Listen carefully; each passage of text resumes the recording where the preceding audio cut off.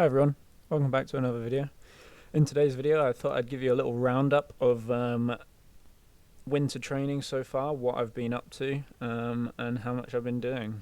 The focus of this winter, based on this year's uncertainty, was to accumulate a lot of time in Zone 2 and effectively building the aerobic base that a lot of people talk about, and this has been sort of pushed back in recent recent times with the advancement of interval training and not so much polarization but reverse periodization and those sort of training programs, and is building an aerobic base really necessary? And I'll show you what I've done and why I think it is so essential for an endurance athlete, and really does help to build the foundation for further work and then to build on top of.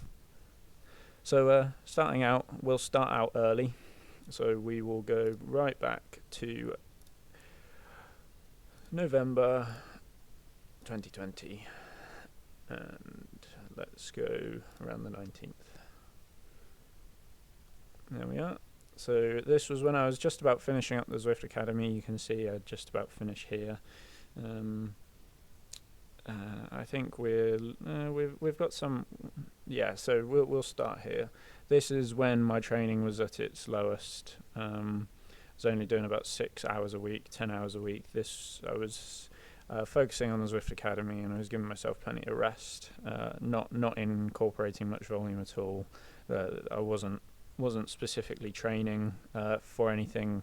Just wanted to get the Zwift Academy done and have a bit more of a relaxing time. So then coming out of it, that was a 12-hour week, then a 14-hour week. You can see I'm still fairly polarized here. I'm either doing academy workouts or some Zone 2 workouts. You can see by the intensity by the TSS and the intensity factor, these are pretty low. So yeah, and we're starting to incorporate some gym work now as well. So we've got, and I think, yeah, this is the week where the academy finishes. So we've got an academy workout, 3 hours Zone 2, 3 hours Zone 2, 4 hours. So that's 15-hour week. And then we move up again, some more academy stuff and a Zwift race, 3 hours, 4 hours. So I've added an hour there from that week on, then 3 hours and 4 hours. So then that took us up to a 17-hour week there. And then this was a deload week for me. So I think this, so I was still incorporating the gym twice a week here. I did a Zwift race, but it wasn't too taxing. It was only 38 minutes, 59 TSS is a fair bit for 38 minutes, but it's not a big race. And then a day off. Just 2 half-an-hour rides, and then 2 hours Zone 2, a day off, and then start to build the weekend up again, 3 hours, 4 hours. So an easy week, 13 hours there, just 500 TSS in total. So you can see my form's come back into the positive.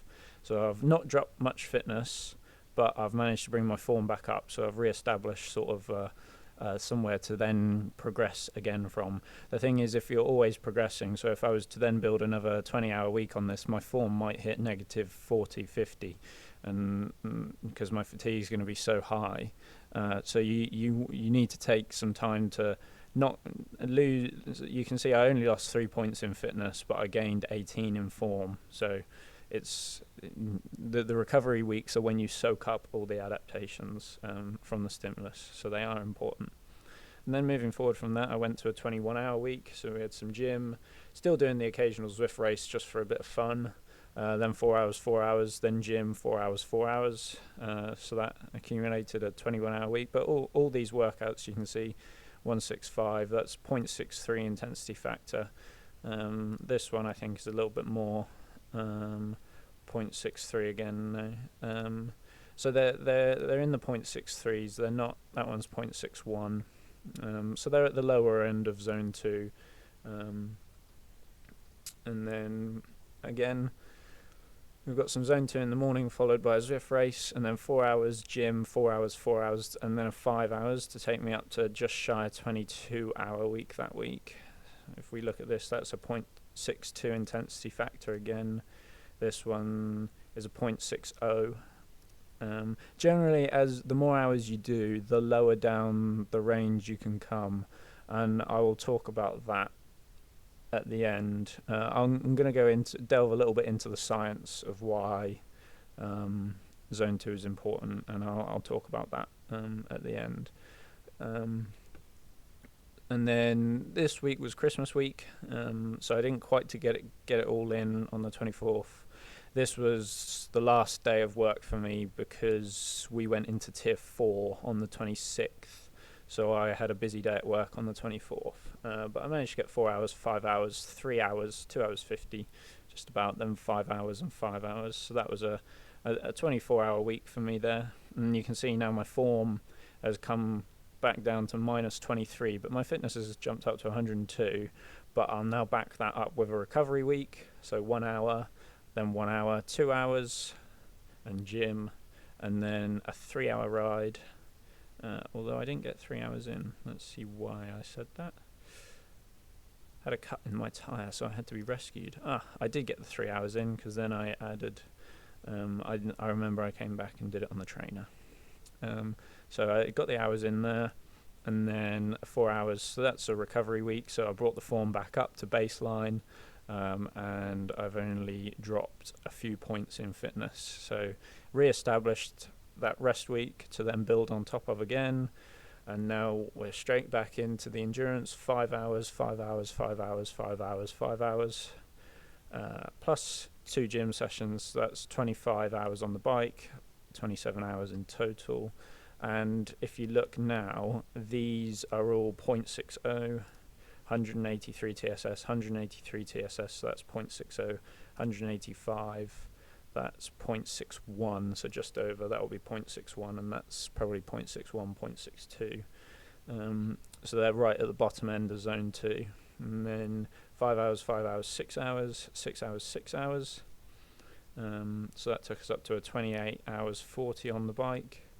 You can see my form's getting a bit low now.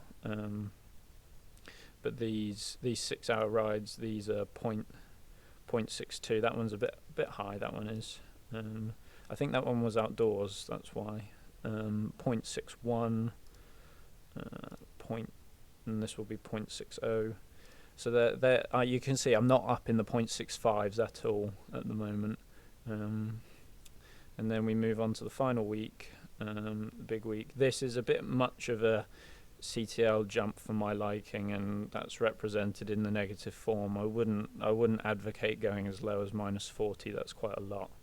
And you can see 6 hours, 6 hours, 6 hours gym, 6 hours, 6 hours. So on the big week, I only stuck one gym session in. That's also because that one coincided on the Friday. But you can see there's a 30-hour bike week, so quite a significant one.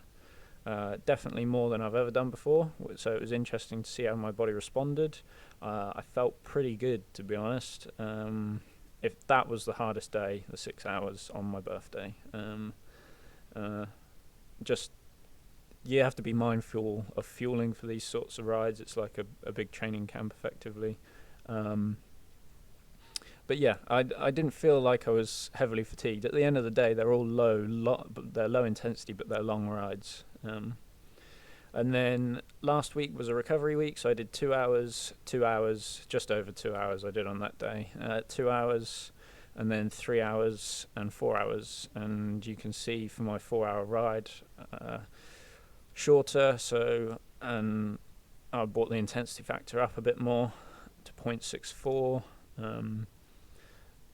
And that was a 13-hour bike week, and you can see now I've re-established my form, dropped some fitness points there, but some CTL, but we'll work that back up. So I've now got room to overreach again for a few weeks before then knocking it back for a recovery week, allowing all those adaptations to occur. So that's what the last sort of 6 or 7 weeks have involved of. They are continuous progression and overload with deloading following. So this graph here shows it quite nicely. and you can see the amount of time accumulated in zone 2, and you can see as the hours got bigger I stripped out all intensity, so you can see that week I managed to accumulate 29 hours in zone 2 and 27, 24, and then rest, and so on and so on. So that's quite a nice way to see it. I did a 4-week build there because these were more progressive, and coming from a lower baseline I was used to doing sort of 10 hours a week, so that wasn't such an aggressive overreach. So yeah, the rest weeks usually cut it in about half. This one was a bit less than half because I'm now moving into sort of 22 hour weeks. I'm not going to carry on with the big 30 week because I do want to start adding in some intensity. So general rule of thumb is, as you increase intensity, you strip back some of the volume. So in simple terms, for the little science lesson on why I've done this, you have 3 muscle fiber types, and in this training we're focusing on type 1, the slow twitch muscle fibers, and we're really going to focus on those. But all you need to know for now is the type 2A and type 2B muscle fibers. They are utilized at higher intensities. Type 2A mainly for up to threshold and above, and then the type 2B become more reliant for anaerobic capacity and sprinting. There'll be crossovers, and you'll have a larger contribution at different intensities from different fibers, but that's generally how it works. And the type 1 fibers, they have a high mitochondrial density. So this is an incredibly simplified diagram, but basically your type 1 muscle fibers, they operate at low intensities, and at operating at lower intensities they're able to utilize fatty acids as a fuel source rather than glycogen. So basically using fatty acids as a fuel source instead of glycogen will allow you to preserve your glycogen stores for then when you need to rely on the type 2 fibers. So if you're able to utilize fat as a fuel source at lower intensities, this will make you more efficient, especially for long endurance riding or long races, as you'll have more glycogen stores left towards the end of the race. Another thing with the endurance riding is it develops the mitochondrial efficiency. Now, the mitochondrial efficiency is important because they recycle lactate within the working muscle. So basically, when you utilize your type 2 fibers at higher intensity, these fibers will shuttle lactate back into the slow twitch muscle fibers via the MCT pathways, and your mitochondria can recycle this rather than it being exported back into the bloodstream. And now that's essential when working at higher intensities, because it means that your liver doesn't have to do so much work, and also if your mitochondria can recycle that lactate, you're able to operate at higher intensities. So not only does long zone 2 training increase your efficiency with using fat as a fuel source, but it also enables you to operate at a higher intensity. And now moving forward, I'll be working on my glycolytic system, utilizing MCT pathways and putting those mitochondria and putting that mitochondrial efficiency to use, and hopefully reaping the benefits of all the zone 2 training. But that's just a little snapshot of why I think it's important and why it should be done. I will put some links in the description if you are interested in anything further. Also a podcast as well, which is a very interesting listen on why polarization and sort of focusing on zone 2 is important.